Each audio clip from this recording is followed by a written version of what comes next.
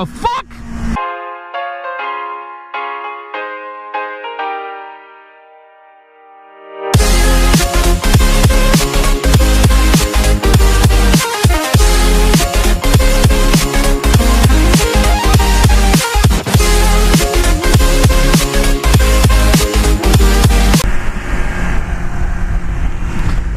What's going on, guys? Welcome back to a brand new video. It's been kind of exciting around here lately. If you haven't checked out the little clip I uploaded yesterday, go check it out.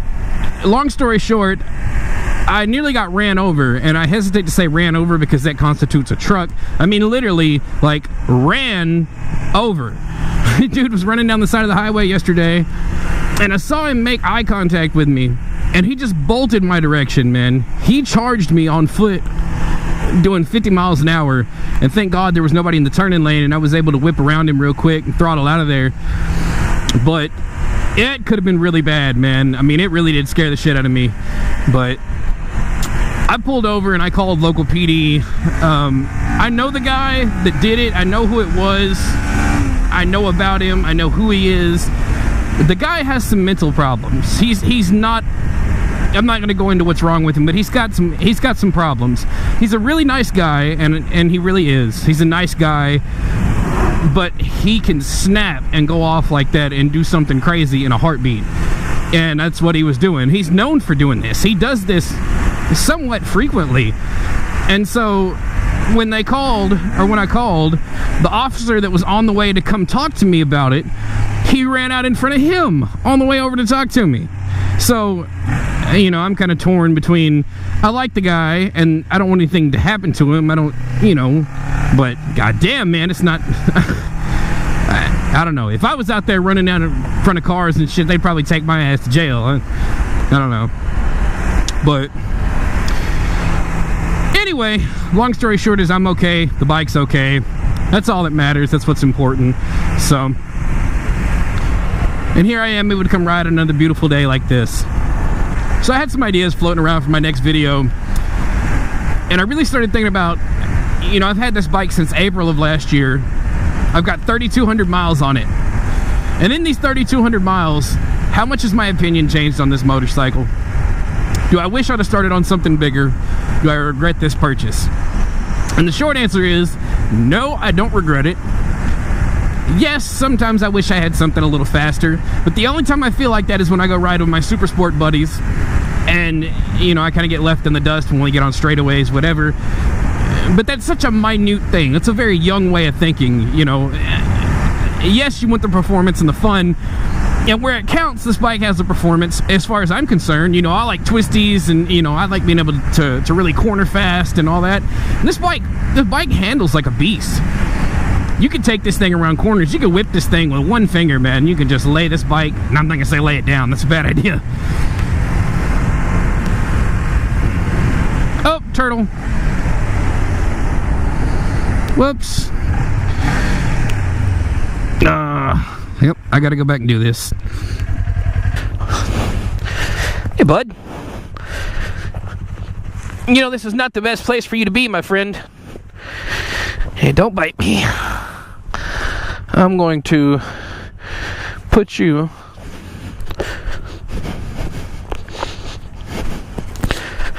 over here. We're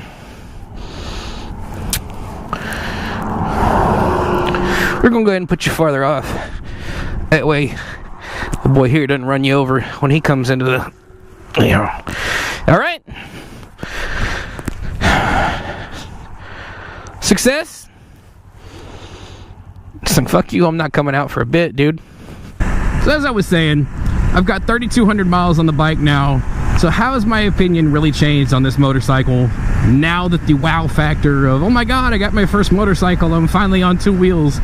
Now that that factor's gone, and I've had considerable amount of time and distance on this bike, what do I really think about it?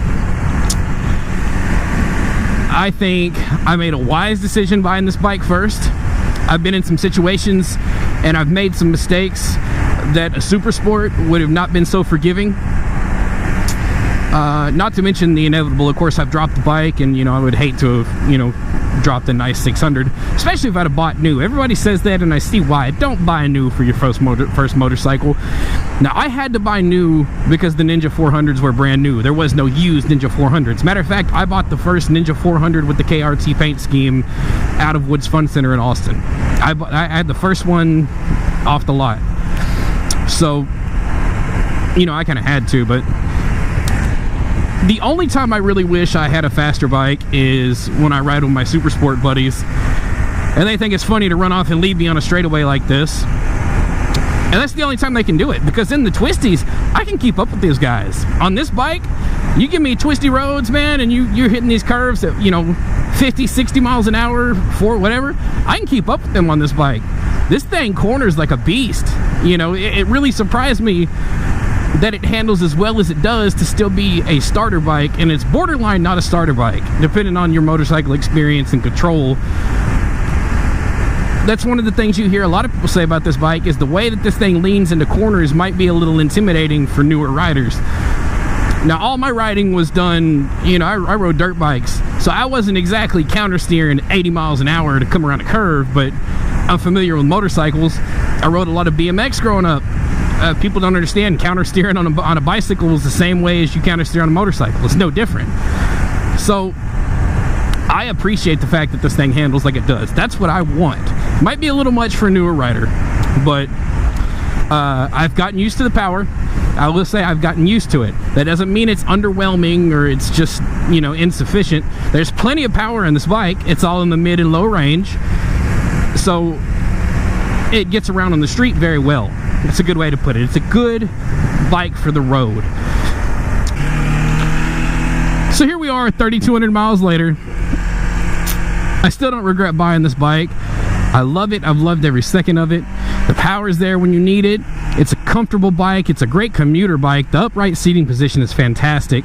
The low and the mid-range power is great for street riding, and you can keep up with the big boys on the twisties. It's just a fun bike.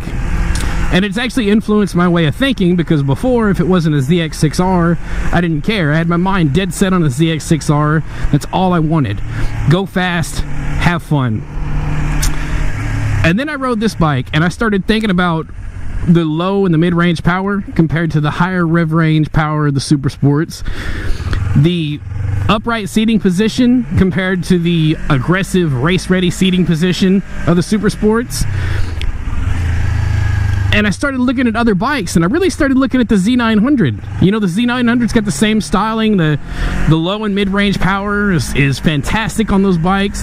The seating position's great. This thing may as well not have a windscreen, so I'm used to that already. It's really opened my eyes to a different way of thinking instead of just, you know, track bike, go fast, have fun. So we'll see. It's going to be a while still before I get my next bike, and if I tried to go trade this thing in and get a new bike now, my wife would kill me. Alright guys, that about wraps up today's video. Leave a like, comment down below, subscribe if you're new. Thank you so much for all the support you've given me on this channel so far. I hope I'm able to continue bringing you the best content that I can. Thanks so much for watching. We'll see you next time.